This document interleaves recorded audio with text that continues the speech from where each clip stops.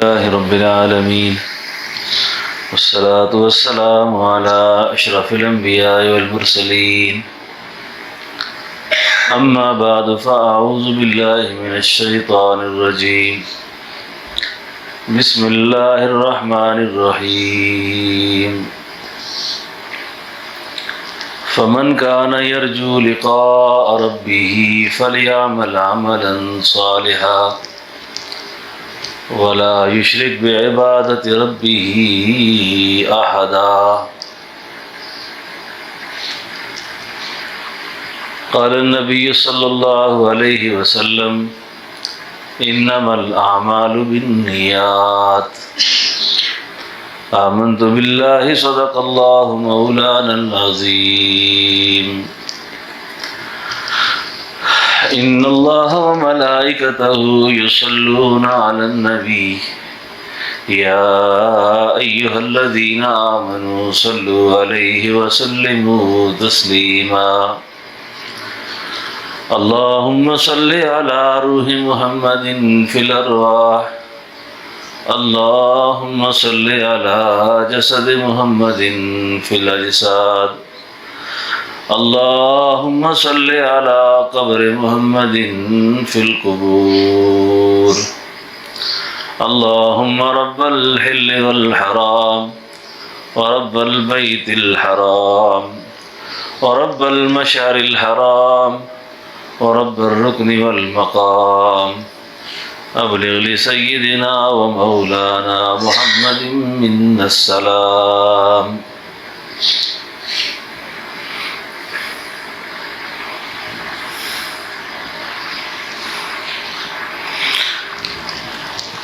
انسانی تربیت میں یعنی صحیح مسلمان بننے کا جو مرحلہ ہے نا، اس میں سب سے مشکل مقام حاصل کرنا، اس مقام کو اخلاص کہتے ہیں۔ یہ اتنی بڑی دولت ہے، بزرگوں نے لکھا ہے کہ یہ سلوک کی محبت کا جو سفر ہے اس میں بہت آخر میں یہ دولت نصیب ہوتی ہے، ورنہ زندگی کا بہت بڑا حصہ آدمی نہیں سمجھ سکتا کہ یہ کام ریا ہے، دکھلاوا ہے یا اخلاص ہے۔ پہاڑوں جتنی نیکیاں کرنے والا انسان جب اس کی ساری کارگزاری سامنے آئے گی تو افسوس کرے گا کہ یا اللہ اگر یہ کام میں نے نہیں کیا ہوتا تو زیادہ اچھا تھا، کیونکہ اخلاص بہت بڑا مقام ہے۔ امام ربانی حضرت مجدد الفسانی رحمۃ اللہ علیہ فرماتے ہیں کہ تو عالم ہو، یعنی تجھے علم ہو لیکن تیرے اندر علم کا احساس نہ ہو، تو عامل ہو لیکن تیرے اندر عمل کا احساس نہ ہو، تو مخلص ہو تیرے اندر اخلاص کا احساس نہ ہو۔ اب جب یہ تینوں مراحل گزریں گے، فرمایا اس کے بعد سفر معرفت شروع ہوتا ہے۔ معرفت اس کے بعد ہے، علم کے ہوتے ہوئے علم کا احساس نہ ہو، عمل کے ہوتے ہوئے عمل کا احساس نہ ہو، اخلاص کے ہوتے ہوئے اخلاص کا احساس نہ ہو۔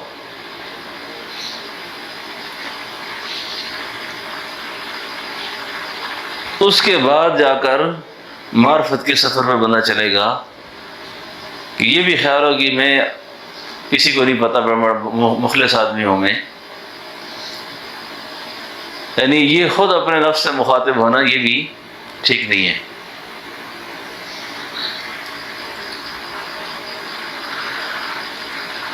اور معلوم کرنا کہ مجھے تجلی ذات مجھ پر پڑی ہے یا نہیں پڑی، اللہ کی ذات کے نور کی تجلی میرے اوپر پڑی ہے یا نہیں پڑی، اور پڑھنے کی علامت کیا ہے؟ فرمایا نور کی تجلی پڑھنے کی علامت یہ ہے کہ اس آدمی کے اندر اخلاص کے ہوتے ہوئے، عمل کے ہوتے ہوئے اس کے احساس ختم ہو جائیں گے، کیونکہ اللہ کی ذات اتنی بڑی ہے نا کہ جو ہماری سوچ وہم کہ کسی گوشے میں بھی نہیں آ سکتی، اور اس ذات کا قرب جتنا نصیب ہوتا ہے انسان کو، اسی قدر یہ انسان اپنے آپ کو چھوٹا سمجھنا شروع ہو جاتا ہے، بے حیثیت اور بے قیمت بنانا شروع ہو جاتا ہے، اور مخلوق کی نگاہوں میں اللہ اس کو معزز کر دیتے ہیں، اور مخلوق صرف زندگی نہیں، مرنے کے بعد بھی معزز ہو جاتا ہے آدمی۔ اس کے پیچھے جو راز ہے وہ یہ ہے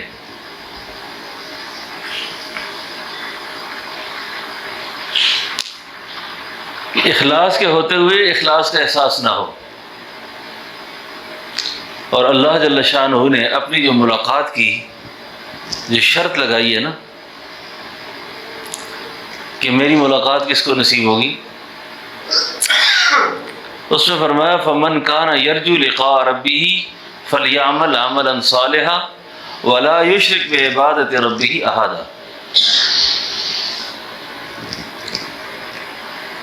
یعنی اس کے اعمال میں کہیں بھی شرک کی آمیزش نہ ہو، دکھلاوا نہ ہو،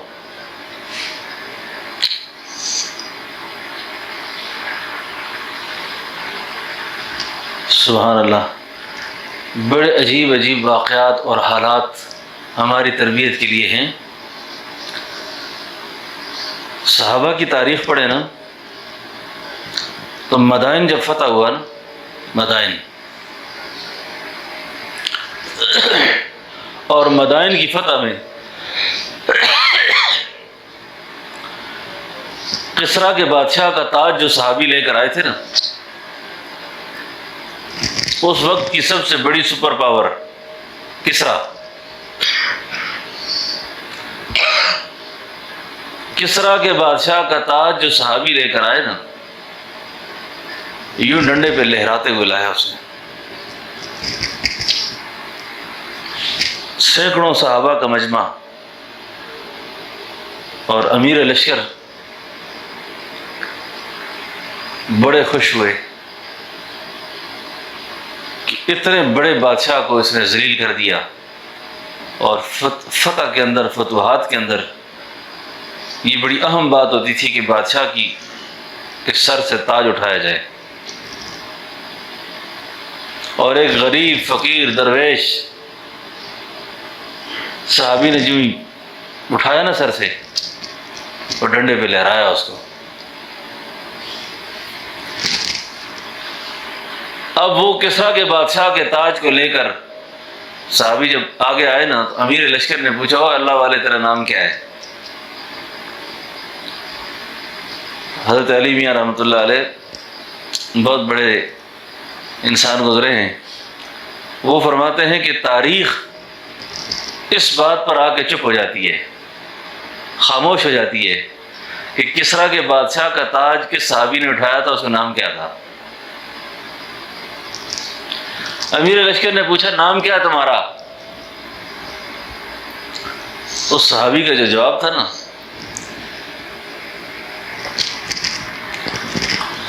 اس نے کہا امیر لشکر جس کے لیے میں نے یہ کام کیا ہے نا اس کو میرا نام آتا ہے۔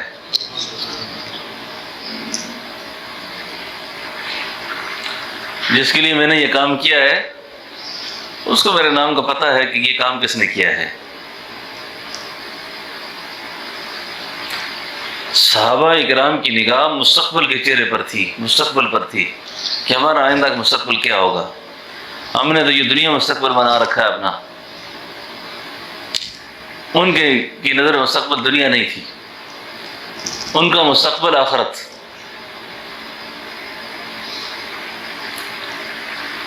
کہ اللہ جل شانہ کی ملاقات کی شرائط میں سے یہ بہت بڑی شرط ہے یہ فمن کان یرجو لقاء ربہ فلیعمل عملا صالحا ولا یشرک بعبادۃ ربہ احدا۔ آپ میں سے اگر کوئی میری ملاقات چاہتا ہے کہ میں اسے ملوں، اس کو دو کام کرنے ہیں پھر، عملا صالحا ولا یشرک بعبادۃ ربہ احدا۔ عبادات کے اندر اللہ کے ساتھ وہ کسی کو شریک نہ کرے۔ اب مومن کا ہر عمل عبادت ہے، میں بیان کر رہا ہوں یہ عبادت ہے، آپ سن رہے ہیں یہ عبادت ہے۔ اب بیان کرنے والا، سننے والا، کوئی بھی نیک کام کرنے والا، اس کی کسی بھی گوشہ خیال میں اگر نام کی حسرت پیدا ہو گئی گیا، آپ سمجھتے ہیں نا کہ یہ اہل اللہ جو ہے نا بیان کی اور واعظ کی اجازت ہر آدمی کو نہیں دیتے تھے، اب تک نہیں دیتے۔ اس کی کیا وجہ ہوتی تھی؟ ہمارے بزرگوں میں سے تو بہت بزرگ ایسے تھے، فرمایا کرتے تھے کم از کم 6 مہینے جو وہ اللہ والوں کا مزاج کو سمجھے پہلے۔ یہ نہیں کہ اس کو ہم کامل کر کے اجازت دے دیں گے، لیکن اتنا ہوگا کہ کچھ نہ کچھ احساس پیدا ہو جائے گا، خدا نہ خواستہ میری اگر اس بات میں کوئی نفس شامل ہوا، میری اس بات میں ریاکاری شامل ہوئی، پھر تو اللہ کی ملاقات تو ملاقات رہی۔ سلطان بہو رحمۃ اللہ علیہ فرمایا کرتے تھے دوئے جہانے مٹھے باہو۔ اس آدمی نے تو دونوں جہان اپنے برباد کر دیے، یہ دنیا بھی گئی اور وہ بھی گئی، وہ بھی گئی۔ تو اس طریقے سے جتنی بھی عبادات ہیں، جتنے بھی اعمال ہیں، ان کے اندر اس بات کا لحاظ بہت زیادہ رکھنا ضروری ہے کہ یا اللہ مجھ سے کوئی ایسی بات نہ ہو جائے، کوئی ایسا عمل نہ ہو جائے کہ جس پر میں اس سے نام کی تمنا کروں۔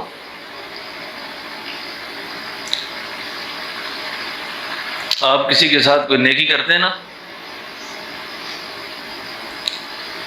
شریعت کی تعلیم اس آدمی کے لیے اور ہے، اس آدمی کے لیے اور ہے۔ اس کو کہا کہ توقعات نہیں رکھنی، امید نہیں رکھنی۔ اس کو کہا کہ احسان فراموش نہیں ہونا۔ اور اگر توقعات لگائی، اس کا مطلب یہ ہے کہ آپ نے اللہ کے لیے نہیں کیا۔ یہ عام طور پہ جو ہمیں گلے پیدا کیوں ہوتے ہیں، شکوے کیوں پیدا ہوتے ہیں، اس کی پیچھے بھی یہ بیماری ہے کہ ہم توقعات لگاتے ہیں، امیدیں باندھتے ہیں، جب توقعات اور امیدیں مخلوق سے لگتی ہیں نا، اس کی سزا بہت نقد ملتی ہے آدمی کو، اس کی سزا بہت نقد ہوتی ہے پھر۔ اسی لیے حضرت تھانوی رحمۃ اللہ علیہ فرمایا کرتے تھے کہ باپ کو بیٹے سے، خامن کو بیوی سے، بیوی کو شوہر سے، بھائی کو بھائی سے، کسی سے بھی کبھی کوئی توقعات نہ لگائے، کوئی امید نہ باندھے۔ جب اس کے خلاف ہوگا پھر جھگڑا کھڑا ہو جائے گا۔ سبحان اللہ، باریکی بات سنیں، باریک بات، باریک بات۔ اب کسی آدمی کو پتہ کرنا ہو کہ میرا عمل یہ اخلاص والا تھا، مجھے کیسے پتہ چلے کہ یہ اخلاص ہے؟ فرمایا آپ کو پتہ اس طرح چل جائے گا کہ اگر آپ کے مزاج کے خلاف کچھ ہوا، آپ کی ذات کو کسی نے کچھ پریشان کیا، اس وقت آپ کو خیال آیا ہو یار میں نے اس کے ساتھ ایسا کیا، اس نے کیوں کیا ایسا، اس کا مطلب یہ ہے کہ آپ نے اللہ کے لیے نہیں کیا تھا، آپ نے اللہ کے لیے نہیں کیا تھا۔ اگر اللہ کے لیے کیا ہوتا تو پھر یہ صورتحال نہ ہوتی۔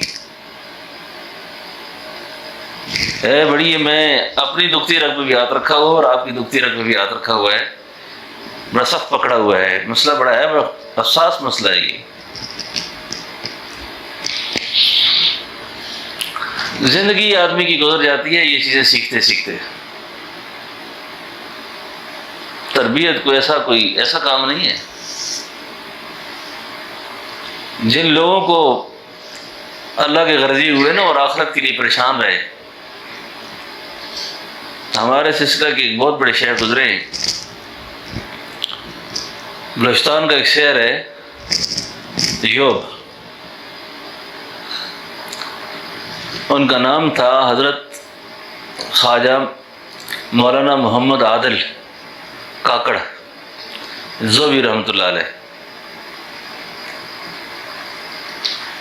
یہ اپنے علاقے کے بہت بڑے عالم تھے. پورا علاقہ ان کے فتوے پہ چلتا تھا. ان کے مقتدیوں میں محلے میں کچھ فقیر ایسے تھے کہ جو صبح کے وقت نماز کے بعد بیٹھ کر ذکر اسم ذات کا مراقبہ کرتے تھے. اللہ اللہ کرتے تھے. اللہ اللہ اللہ. اس کا ایک قلبی ورد کر رہے ہیں. ان مولانا نے سے کہا کہ بھی آپ یہ کیا بدعت کرتے ہیں, یہ کیا کر رہے ہیں آپ؟ انہوں نے کہا حضرت ہم تو عالم نہیں ہیں, ہمارے مرشد شیخ قندھار میں رہتے ہیں. آپ اگر گرمی میں ہم جائیں گے تو آپ ہمارے ساتھ تشریف لے جائیں. تو اس مسئلے پر اگر کوئی بحث کرنی ہوئی تو آپ ان سے کریں. خود مقام توحید ایک بہت بڑا مقام ہے نا. اس مقام پر جو آدمی فائز ہوتا ہے نا, اس کو اللہ نے کہا یہ میری زبان بن جاتا ہے. پھر نا یہ جو پڑھتے رہے یہ عام بات نہیں ہوتی کہ اللہ کہتے ہیں میں اس کی زبان بنتا ہوں, اللہ کہتے ہیں میں اس کے کان بنتا ہوں, اللہ کہتے ہیں میں اس کے ہاتھ بنتا ہوں. ایسے ویسے نہیں بنتے ہاتھ. یہ بہت خاص بات ہے. یہ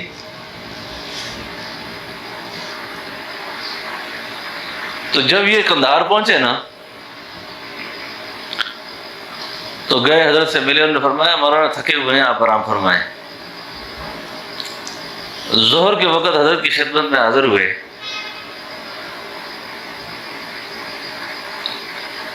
یہ جو بات میں نے کی نا, مقام توحید پر فائز ہونا اور زبان بننا, کان بننا, ہاتھ بننا, یہ کیا چیز ہے یہ؟ سبحان اللہ. شاعر کہتا ہے کس نے قطروں کو ملایا اور دریا کر دیا, کس نے ذروں کو اٹھایا اور سہارا کر دیا. خود نہ تھے جو راہ پہ اوروں کے ہادی بن گئے, کیا نظر تھی جس نے مردوں کو مسیحا کر دیا. خواجہ دوست قندھاری رحمۃ اللہ علیہ نے مولانا عادل صاحب سے کہا حضرت کس مسئلے پر بحث کرنی ہے؟ یہ ہے مقام توحید. فرمایا حضرت بحث نہیں کرنی, آپ سے بیعت کرنی ہے. سودے کے لیے بازار گئے ہم, ہاتھ ان کے بکے جن کے خریدار گئے ہم. بات تو کچھ اور ہو گئی. پہلی مجلس جو کی اس میں یہ مضمون بیان ہوا جو میں بھی بیان کر رہا ہوں. آئی پچھلی زندگی کھول کے سامنے. اللہ اکبر. کہیں بیان جتانا یاد آیا, کہیں علمی برتری ظاہر کرنا یاد آئی, کہیں لوگوں میں اپنی حیثیت بٹھانا یاد آئی, کہیں کسی کو دبنا دبانا یاد آیا. اوہو, عمر یہاں تک پہنچ گئی. یہ کیا کیا میں نے ساری زندگی؟ ہوا کیا میرے ساتھ؟ قرآن اور حدیث کے اتنے ذخیرے پر نظر.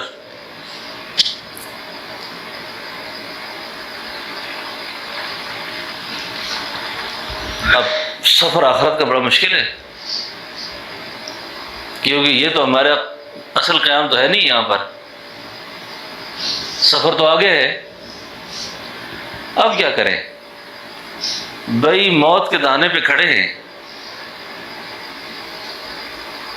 اور جو میں نے آج واز خطاب سنا اس کے بعد تو معلوم یہ ہوا کہ میں نے تو زندگی ضائع کر دی ساری اپنی، اور یہی مقصود اور مطلوب تھا اگر، تو میں تو غرق ہو گیا۔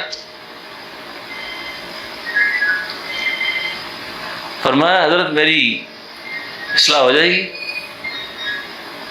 شیخ امی تھے اور یہ بڑے قاضی تھے، ٹھہر جاؤ، واپس فتویٰ لکھنا چھوڑ دیا، تعلیم ختم، خدمت میں بیٹھے، ذکر کر رہے ہیں، مجلس میں بیٹھے ہیں، جھاڑو لگا رہے ہیں خانقاہ میں۔ علاقے میں لوگ کہنے لگے ہمارے قاضی صاحب کہاں چلے گئے، ہمارے علاقے کے اتنے بڑے مفتی تھے کہاں گئے وہ؟ کسی نے کہا جی ان کو تو ہم نے قندھار میں دیکھا ہے، گئے کہ بڑے بڑے قوانین کہ ہمارے شیخ ہم سے ناراض ہیں، کہیں ان کو راضی کر کے لائیں واپس۔ جب وہاں پہنچے نا تو ان کو کہا حضرت کیوں آئے آپ ادھر؟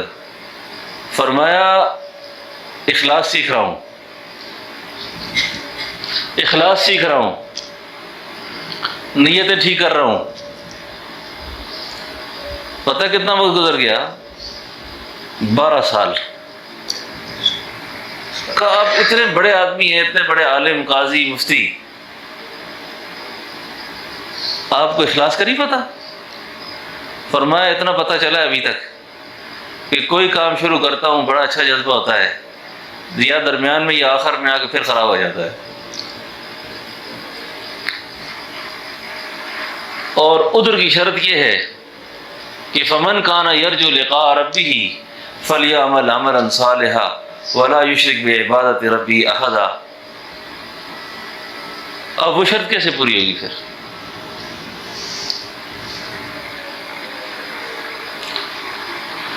اس لیے اپنی ذاتی اصلاح میں ان چیزوں کو معمولی نہیں سمجھنا چاہیے۔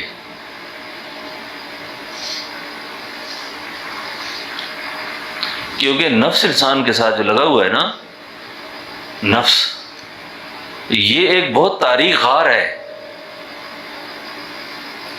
اس تاریک غار کے اندر بڑی بڑی آفات ہیں۔ اس میں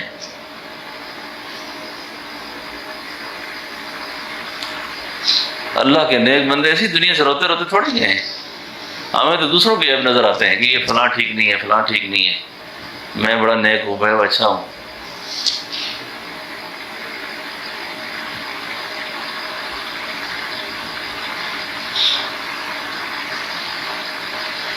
نگاہ عیب گیری سے جو دیکھا، نگاہ عیب گیری سے جو دیکھا اہل عالم کو، کوئی کافر، کوئی فاسق، کوئی زندگی اکبر تھا، پڑی جب اپنی عیبوں پہ نگاہ، معلوم ہوا ہر فرزند آدم مجھ سے بہتر تھا، میں تو ساری دنیا کو کافر ہی کرتا رہا کہ میں نیک ہوں، میں اچھا ہوں۔ جب نفس کے عیوب مجھ پر کھلے، پہلے ہی مقام پر میں پکڑا گیا، بھائی میرے اندر تو یہ چیز ہی نہیں ہے، بنیاد تو یہ اعمال تو اس سے آگے ہیں نا، یہیں پر میری گرفت آ گئی ہے، یہیں پہ پکڑا گیا ہوں۔ ہمارے جو سلسلے کے جد اعلیٰ تھے حضرت خواجہ فقیر محمد صاحب حشت نگری رحمۃ اللہ علیہ، خواجہ فقیر محمد، یہ حشت نگر پشاور کے تھے۔ اللہ کے نیک بندوں نے بڑے عجیب عجیب طریقے سے اللہ کی مخلوق پر اصلاح کا کام کیا ہے۔ یہ پشاور حشت نگر سے چلے تھے اور کشمیر میں جا کر، سید پور میں جا کر آخری قیام ہوا ان کا۔ یہ جس علاقے میں کام کرتے تھے، لوگوں کو ذکر بتاتے، تربیت کرتے، جہاں سمجھتے شہرت ہوگی وہاں سے چلے جاتے۔ جہاں شہرت ہو جاتی، لوگوں میں تھوڑا تعارف پیدا ہو جاتا، بس صبح آنے سے پہلے پہلے رات کو یہ وہاں سے صبح لوگ آتے، پتہ کرتے کہ ادھر ہمارے شیخ تھے، حضرت کو پتہ نہیں، فیس بک تو تھی نہیں کہ پتہ چل جاتا۔ اس طریقے سے یہ پہاڑوں سے ہوتے ہوتے ہوتے کشمیر جا پہنچے۔ آگے ایک بندہ اللہ کی محبت میں تڑپ رہا تھا، شیخ کی تلاش میں، مرشد کی تلاش میں پریشان تھا کہ کوئی ایسا راہبر ملے کہ جو اللہ تک پہنچائے مجھے۔ اس لیے بعض لوگ مرید ہوتے ہیں نا اور بعض مراد ہوتے ہیں۔ مرید کسب کرتا ہے، مراد کو کسب نہیں کرنا پڑتا۔ وہ ایسی مخلوق ہوتی ہے، قرآن کہتا ہے اللہ یجتبی الیہ من یشاء ویہدی الیہ من ینیب۔ یہ وہ لوگ ہوتے ہیں جن کو اللہ اپنی طرف خود کھینچتے ہیں، وہ بنائے کسی کام کے لیے ہوتے ہیں۔ اب یہ وہاں پہنچے کشمیر، تو حضرت کے حالات میں لکھا ہے، ہمارے حضرت بہت ذکر کرتے تھے اس کا، کہ چاشت کی نماز پڑھ رہے تھے، چاشت کی، پیر کی زبان پشتو تھی، مرید کی زبان ہندکو تھی، کچی کچی ان کو ہندکو آتی تھی۔ حضرت فرمایا کرتے تھے یہ منظر ہم نے اپنی آنکھوں سے دیکھا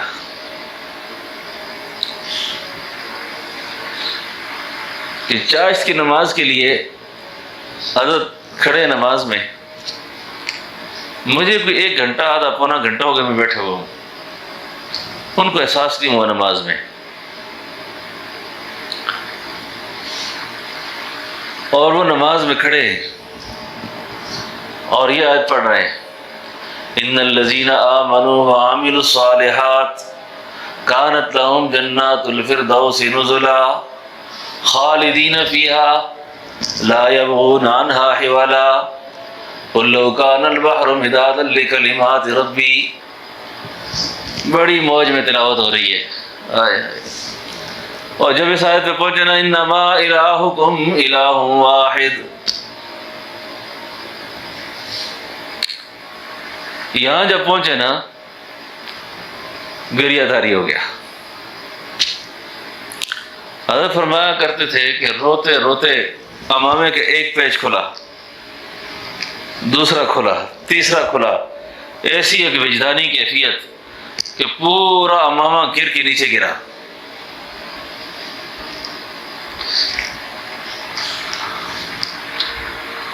جب امامہ نیچے گر گیا تو حضرت فرماتے ہیں کہ میں سے کھانسی آئی، مجھے کھانسی جب آئی تو انہوں نے جلدی جلدی نماز مکمل کی، اور نماز مکمل کر کے مجھے فرماتے ہیں کہ شمس دین تو آئی ایسی، میں تھوڑی نماز اس سے کھلی ایسی، تم آئے تھے، میں تو ابھی نماز کے لیے کھڑا ہوا تھا۔ ہائے ہائے، حضرت فرماتے تھے کہ میں نے دیکھا، میں نے کہا یا اللہ، گھنٹہ تو مجھے بیٹھے ہوئے ہو گیا ادھر، 1 گھنٹے سے تو یہ کھڑے ہیں، پتہ نہیں کب کے کھڑے ہیں یہ، تو میرے ان عملوں کا پتہ نہ چل جائے کسی کو۔ اسی لیے دوستو، اگر اپنی قبر ٹھیک کرنی ہے نا، انجام ٹھیک کرنا ہے اپنا،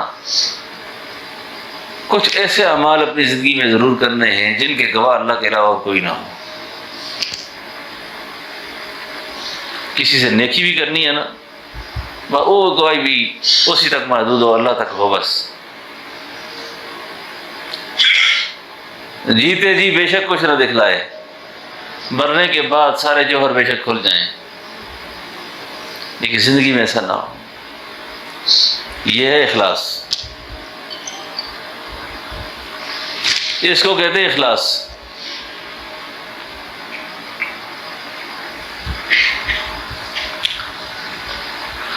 اس دولت کے حصول کے لیے جتنا وقت لگ جائے، جتنا وقت لگ جائے، جتنا وقت لگ جائے، یا اللہ یہ کب یہ کیفیت مجھے نصیب ہوگی، بھائی یہ دن سوار رہے، بس لگا رہے لگا رہے لگا رہے، ایک نہ ایک دن اللہ اپنی طرف سے فضل فرما دیں گے اس پر، اللہ فضل کر دیں گے اس پر۔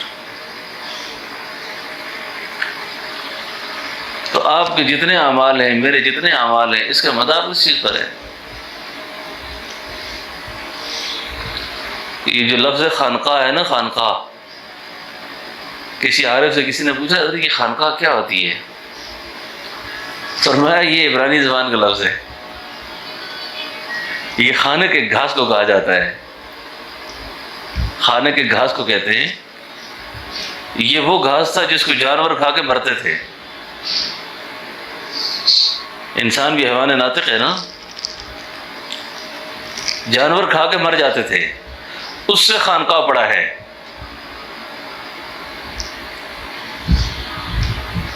کہ یہاں جا کے نفس پر موت آ جائے، آرزویں ارمان سارے دفن ہو جائیں۔ اب ایک آدمی کو اپنا اتنا لمبا آگے سفر کرنا ہے، تھوڑی سی رنگینیوں کو دیکھ کر، تھوڑی سی چسکے کو دیکھ کر اپنے اتنے لمبے سفر کو برباد کر دے۔ کوئی انسان ہے یہ؟ عقل ہے اس میں؟ آپ یقین کریں کہ مجھے حضرت جی صاحب ہمارے جو شیخ تھے،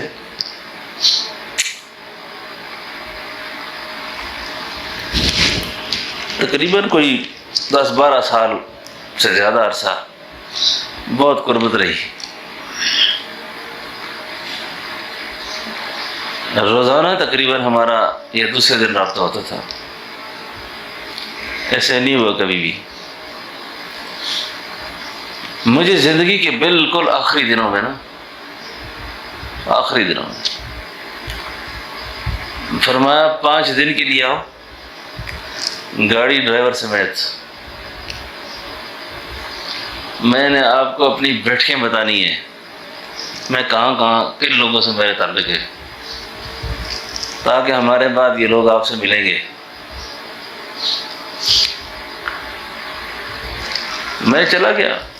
آپ یقین کریں مجھے حضرت نے بڑی عجیب بات کی۔ میں پاؤں دبا رہا تھا بیٹھے ہوئے، مجھے فرمایا کہ آپ سے کچھ باتیں عرض کرنی ہیں، یہ میری زندگی میں نہیں کرنی کسی سے، میرے مرنے کے بعد بیان بھی کر دینا اور اس کو لکھ دینا، ان چیزوں کو، ہو سکتا ہے کسی کو فائدہ ہو جائے۔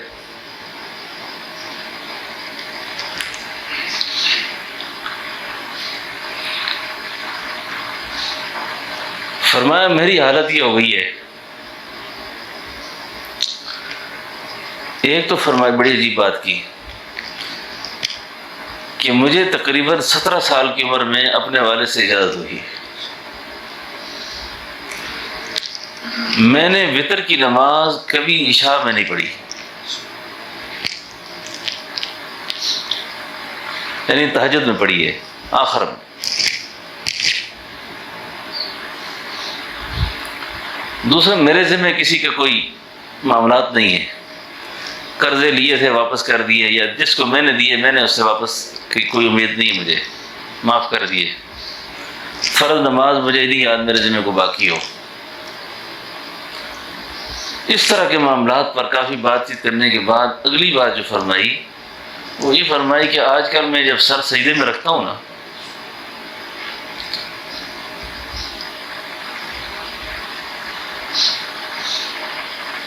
جب سر سجدے میں رکھتا ہوں تو کہتا ہوں سبحان ربی الاعلیٰ، سبحان ربی الاعلیٰ، تو غیبی آواز آتی ہے، میں اس تسبیح کے لائق ہوں، میں اس تسبیح کے لائق ہوں، میں اس تسبیح کے لائق ہوں۔ پھر فرماتے سجدہ اتنا لمبا ہو جاتا ہے کوئی پتہ نہیں چلا کتنی دیر ہوا۔ پھر فرمایا یہ میری زندگی میں یہ قصہ نہیں کرنا کسی سے، میرے تو حالات آج کل کچھ اس طرح ہیں۔ یہ حاجی عبدالجلیل صاحب جو بزرگ بیٹھے ہوئے نا، یہ حضرت کے زمانے کے ان کے خاص مریدین متعلقین میں ہیں۔ کتنے سال حضرت نہ رہے، حضرت کیڑی سال میں بیعت ہویا سو جی 1968 میں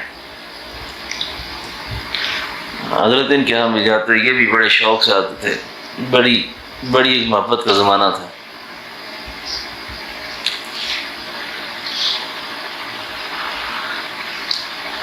تو بات سمجھ آ رہی ہے جی؟ اس ساری بات کا خلاصہ یہ ہے کس سے پوچھیں،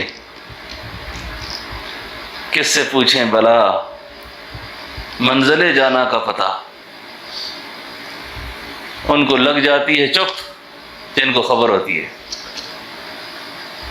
یا اللہ، جن کو تیری خبر ہوئی ان کی خبر واپس ہی نہیں آئی، پھر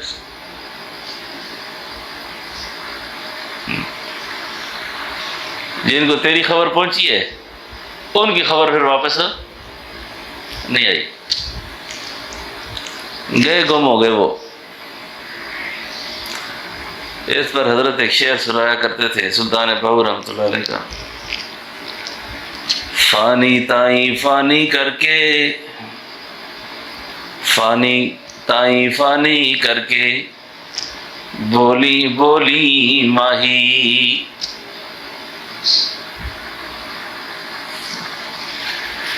ایسا واجب رحمان صاحب مجھے فرمایا کرتے تھے، تو یہ حضرت لے یاد کر کے رہو، یہ جیسا میں نے پڑھا نا حضرت ایسے ہی پڑھتے تھے، فانی تائیں فانی کر کے بولی بولی ماہی، وحدت دریا وچ بڑھ کے ویکھ ذات الہی۔ اپنے آپ کو جس وقت تک تو ختم نہیں کرے گا، اپنے آپ کو ختم نہیں کرے گا۔ فانی اللہ کہتے ہیں، یہ بولی بولی اس سے مراد اللہ کی ذات ہے۔ فانی تائیں کر کے بولی بولی ماہی، اللہ کی ذات، بولی ماہی اللہ کی ذات، وحدت دریا وچ وڑ کے ویکھ ذات الہی۔ اگر تو خدا کا غرضی ہے تو پھر وحدت کی دریا میں چھلانگ لگانی پڑے گی تجھے، پھر تو اللہ کو دیکھ سکے گا، پھر اللہ کی ملاقات کرے گا تو۔ اس کی یہ شرطیں ہیں جو میں نے عرض کر دی ہیں، یہ شرائط ہیں ساری۔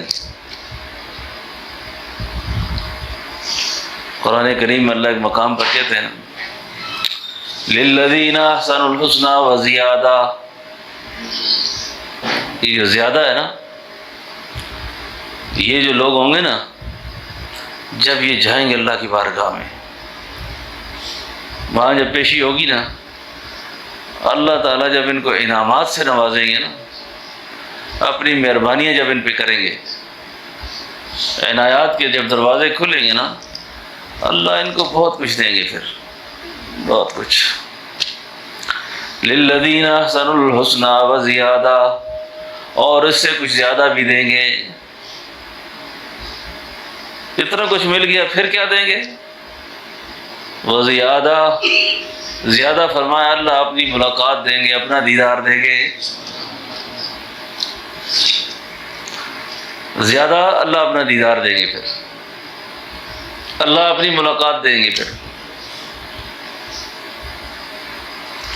اور دیدار باری تعالی کی جو شرط ہے، اس شرط میں پہلی شرط یہ ہے کہ وہ ہو اور کوئی بھی نہ ہو، بس وہ ہو اور کوئی بھی نہ ہو، بس جتنی چیزیں بھی ہیں نا بس اسی کی وجہ سے ہوں، بس جس جس سے محبت ہے، جس جس سے تعلق ہے، جس جس سے نسبت ہے، جس جس سے جو کام ہے، اس کے پیچھے وہ ہو بس۔ پھر آپ یقین کریں کہ آپ کی دنیا، میری دنیا، آخرت سب اللہ سیدھی کر دیں گے، سیدھی کر دیں گے۔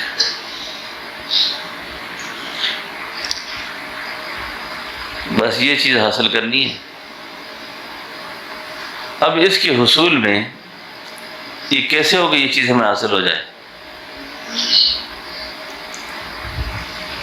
حضرت تھانوی رحمۃ اللہ علیہ کا یہ مضمون جب بیان ہوا تو اس زمانے میں نا آپ کے مریدین میں ایک بہت بڑے آدمی گزرے ہیں، خواجہ عزیز الحسن مجذوب رحمۃ اللہ علیہ۔ یہ ڈپٹی کلیکٹر تھے، ڈپٹی کلیکٹر پولیس کا، انتظامیہ کا بڑا عہدہ تھا ہندوستان کا، کوئی مسلمان اس وقت اس سے بڑے عہدے پہ نہیں گیا۔ یہ ڈپٹی کلیکٹر تھے پورے ہندوستان کے، تمام پولیس ان کے ماتحت تھی۔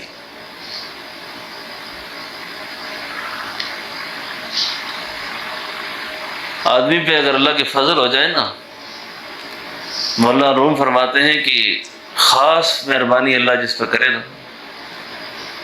اس کے مرنے سے پہلے پہلے نا اس کے ہاتھ اللہ کسی اپنے بندے کے ہاتھ میں دے دیتے ہیں، اپنے کسی محبوب سے ملا دیتے ہیں اس کو۔ اور جس کے رسوائی کے فیصلے آسمانوں پر ہو جائیں نا، اس کو علماء پر، اللہ والوں پر، نیک لوگوں کی غیبت پہ لگا دیتے ہیں۔ وہ بکواس شروع کر دیتا ہے، ادھر غیبت کی ادھر غیبت کی، اور چھوڑ یار میں جانتا ہوں اس کو، ایسا ہو ایسا ہو۔ یہ بدبختی کی بڑی علامتوں میں سے ہے۔ تو خواجہ مجذوب پوچھنے لگے، حضرت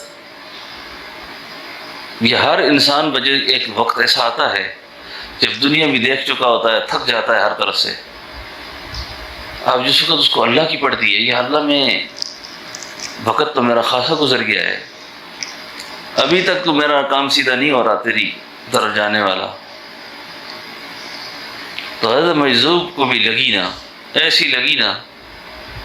ایسی لگی کہ پوچھا، حضرت پھر یہ دولت ملے گی کیسے؟ یہ چیز جو آپ بیان کر رہے ہیں کیسے ملے گی؟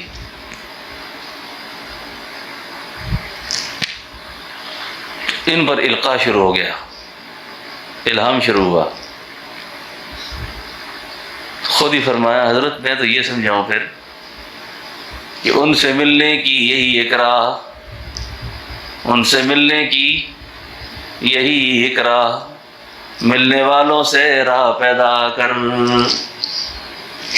ان سے ملنے کی یہی ایک راہ، ملنے والوں سے راہ پیدا کر۔ جب ایسی راہ پیدا ہوئی نا، ایسی راہ پیدا ہوئی کہ گیا دنیا کے سارے دھندے چھوڑے، پکے ہی آگے پڑ گئے۔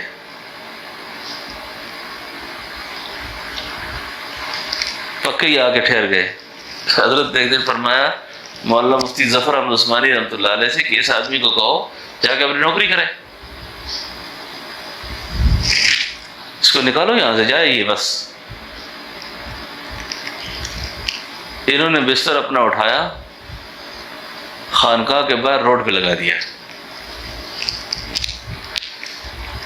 تو مولانا مفتی ظفر احمد عثمانی فرماتے ہیں کہ میں نے کہا، حضرت وہ آپ کو تو حضرت نے کہا تھا چلے جاؤ یہاں سے۔ انہوں نے کاغذ کا ایک پردہ لیا، اس پہ ایک شعر لکھا کہ حضرت کو دے کے آ جاؤ۔ کیا لکھا اس پہ؟ ادھر وہ نہ چھوڑیں یہ در ہم نہ چھوڑیں، ادھر وہ نہ چھوڑیں یہ در ہم نہ چھوڑیں، حکومت اپنی اپنی کہیں ان کی کہیں میری، حکومت اپنی اپنی کہیں ان کی کہیں۔ آیا ہے۔ پھر اس نے ساتھ ایک اور شعر لکھ کے دیا، نقش بتاں مٹایا دکھایا جمال یار۔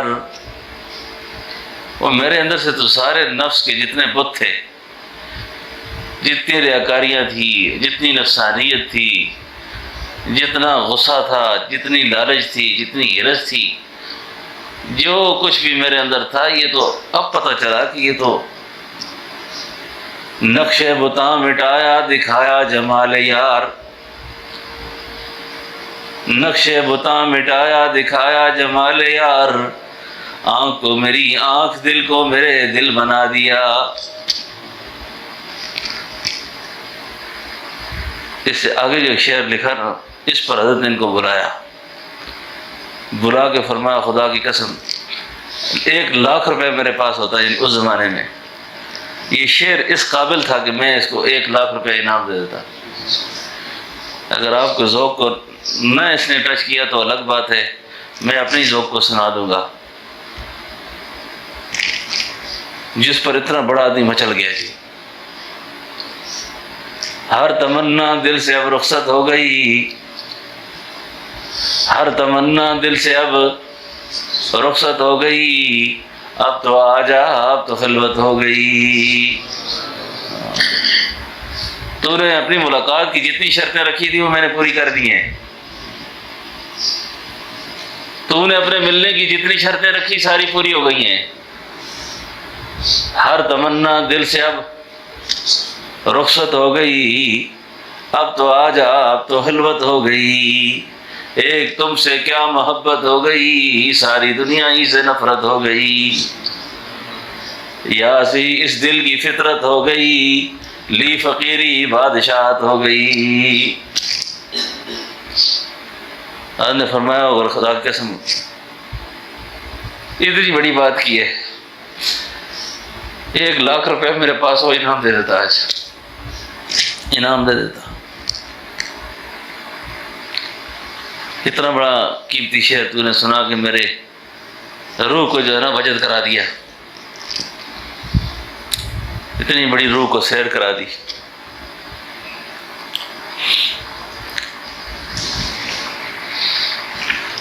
تو یہ ہے قصہ، بات سمجھنا کتنی دیر ہوگی، پونا گھنٹہ۔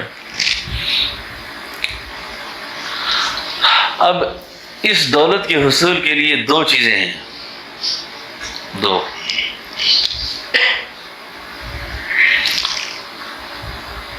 ایک ہے تزکیہ،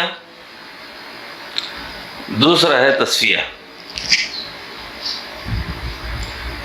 ایک ہے صحبت، دوسرا ہے ذکر۔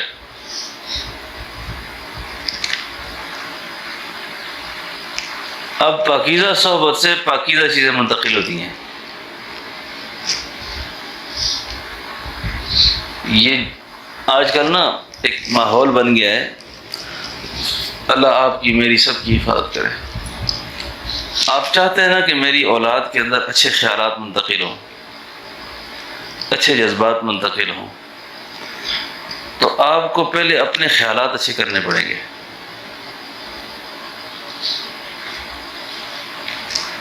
آپ کو اپنے جذبات اچھے کرنے پڑیں گے۔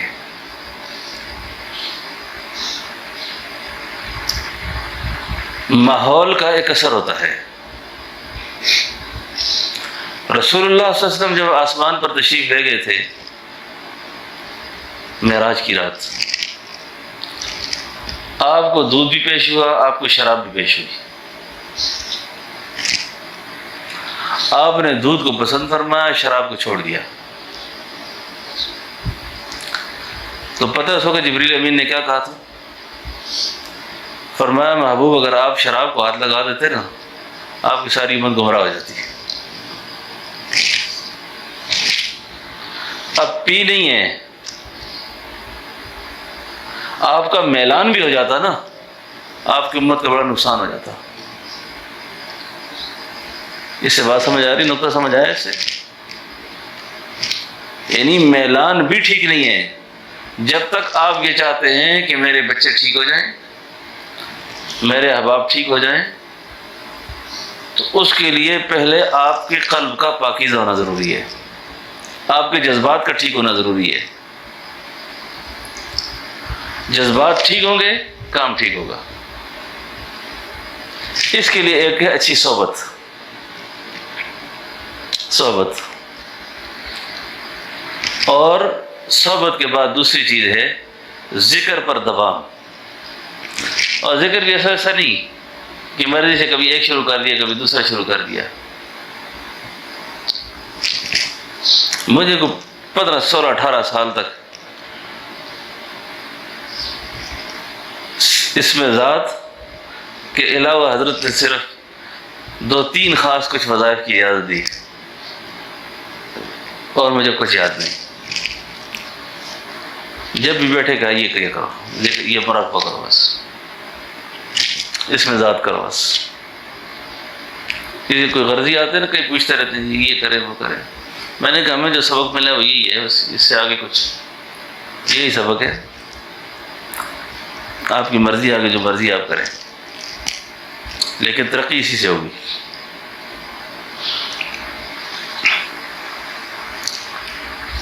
والذین جاہدوا فینا لنہدینہم سبلنا، اس پر حضرت فرمایا کرتے تھے کہ یہ جہد اور کوشش جو ہے نا، اس کی ایک سرحد ہے، اس سرحد تک جانے کا عزم سب کا ہو۔ یہ جو فینا لنہدینہم، یہ اس کا کام نہیں ہے، پھر یہ اس کا کام نہیں ہے، یہ فینا لنہدینہم اللہ کا کام ہے۔ اس کو جوہد کی ایک سرحد تک پابند کر دیا کہ تو میرے پانے کے لیے اتنی کوشش کر جتنا تو کر سکتا ہے، آگے قریب کرنا یہ میرا کام ہے۔ آپ ہمت کر لیں۔ آپ یہ کہتے ہیں جی میں کیسے ہمت کروں، جی ماحول ہی ٹھیک نہیں ہے، سارا حالات ہی خراب ہیں ہر طرف۔ حضرت فرمایا کرتے تھے یوسف علیہ السلام جب زلیخا اپنے مکر میں پھنسا رہی تھی نا، اور دروازوں کو تالے لگا دیے تھے اس نے، اب اگر یوسف علیہ السلام یہ خیال کرتے کہ دروازوں کو تالے لگے ہوئے ہیں، بھاگنا ممکن ہی نہیں یہاں سے، میں جاؤں تو کہاں جاؤں؟ انہوں نے اللہ کا نام لے کر ایک تالے کو ہاتھ لگایا، تالا کھل گیا۔ یہ ہے ہمت، یہ ہے جوہد۔ دوسرے تالے کو ہاتھ لگایا، وہ بھی کھل گیا، تیسرے کو لگایا، وہ بھی کھل گیا۔ اتنی ہمت انہوں نے کی، جب سارے دروازے کھل گئے نا، یوسف علیہ السلام زلیخا کے فتنے میں مبتلا ہونے سے بچ گئے، باہر نکلے۔ اب پیغمبر کی شان دیکھیں، پیغمبر باہر نکل کے کیا کہتا ہے؟ وَمَا أُبَرِّئُ نَفْسِي إِنَّ النَّفْسَ لَأَمَّارَةٌ بِالسُّوءِ إِلَّا مَا رَحِمَ رَبِّي۔ نفس کی برائی سے ہرگز نہ بچ سکتا اگر مجھ پہ اللہ کا رحم نہ ہوتا۔ تو یہ ہے اللہ کو پانے کے لیے اتنی کوشش تو کرے نا آدمی۔ اب ہر آدمی کا اللہ نے ایک ظرف بنایا ہے، اسے ایک حد تک جوہد کر سکتا ہے، وہ وہاں تک کرے۔ اب علماء بزرگوں نے لکھا ہے کہ یہ والذین جاہدوا جو ہے نا، ایک آدمی سائیکل کا سوار ہے، ایک پیدل چل رہا ہے، ایک موٹر سائیکل پر ہے، ایک بڑی گاڑی پر ہے، ایک جہاز میں ہے۔ اب یہ نکل جو چکا ہے نا، تو اس کی منزل کبھی نہ کبھی مل جائے گی اس کو، ایسا ہی ہے نا۔ اور ایک آدمی نکلا ہی نہیں ہے، اس کو منزل کیسے ملے گی؟ اب یہ ہمت اور ارادہ کر لے، ہمت اور ارادہ کرے، اور اللہ کی نافرمانیوں سے تائب ہو کر اب بتائے ہوئے ذکر کے مطابق یہ ذکر شروع کر دے، کوشش کرتا رہے۔ اس پر ایک شعر آپ کو سنا دوں۔ حضرت یہ شعر اکثر پڑھا کرتے تھے، وچ شوق امید وصال سجن دے دل نو تازہ رکھی۔ وچ شوق امید وصال سجن دے، اللہ کی ذات سجن، دل نو تازہ رکھی، دل پہ اللہ اللہ کرتا رہی۔ وچ شوق امید وصال سجن دے دل نو تازہ رکھی، انشاء اللہ کسے زمانے ویکھ لے گا اکھیں۔ وہ شوق امید وصال کے ساتھ تو لگا رہے، انشاءاللہ جب اللہ نے چاہا، اور وہ آنکھیں جب اللہ نے تجھے دے دی، پھر تو دیکھ لے گا، اللہ کا دیدار کر لے گا، تو اللہ کو پا لے گا۔ تو بات سمجھ گیا؟ اللہ کو پا لے گا تو اللہ جل شانہ کو یاد کرنا، ایک صحبت، دوسرا ذکر۔ تو تمام حضرات جتنا وقت بھی یہاں اللہ نے آپ کو لکھا ہوا ہے نا، زبانی طور پر بھی اور قلبی طور پر بھی۔ زبانی طور پہ کم از کم اس وقت جو تہجد کا وقت ہے نا، 500 دفعہ اللہ اللہ اللہ اللہ اللہ اللہ اللہ اللہ کیونکہ قلبی سمجھ ہر آدمی کو جلدی نہیں ہوتی. تو یہ اس طریقے سے کریں. میں نے اپنے بزرگوں سے سنا ہے کہ جو شخص 40 دن بلا ناغا اگر اس تعداد کے ساتھ زبانی بھی کر لے نا، اللہ اس کے دل کو نورانی کر دیں گے. 500 دفعہ اللہ اللہ اللہ اللہ. ساتھ یہ جتنی باتیں میں نے بیان کی ہیں نا کہ اللہ یہ ساری باتیں مجھ سے دور ہو جائیں اور میں تیرا ہو جاؤں، تو میرا ہو جا جی. اور اس کے ساتھ سبحان اللہ الحمدللہ لا الہ الا اللہ الا اللہ الا اللہ اللہ اللہ، اس کی تسبیحات جو ہے نا وہ کرنی ہے. اور آپ سب حضرات کو، اکثر ساتھیوں کی اجازت ہے جن کو ذکر اسم ذات کی میری طرف سے اجازت نہیں پہنچی پہلے سے، تو ان سب کو اس ذکر کی اجازت ہے، وہ یہ کیا کریں. ٹھیک ہے، اللہ اللہ اللہ کیا کریں. ابھی وقت کافی میرا بیان نے لے لیا ہے، وقت کم ہے. پھر انشاءاللہ کل کی مجلس میں مراقبہ بھی کریں گے اور باقی باتیں بھی ہوتی رہیں گی انشاءاللہ. تو اپنے وقت کو قیمتی کرنا ہے. 10:30 بجے انشاءاللہ تعلیم ہوگی اور پھر وہ آخر تک معاملات چلتے رہیں گے. آپ فارغ نہیں بیٹھیں گے. اچھا ٹھیک ہے نا. اعتکاف کو اعتکاف کرنا ہے. ہاں، آپ یہ بات ذہن سے نکال دیں کہ آپ کو فارغ چھوڑیں گے. اچھا، فارغ والی بات نہیں ہے. تو انشاءاللہ معمولات جب تک ہوتے رہیں گے، اعمال میں جڑتے رہیں گے تو فائدہ ہوگا.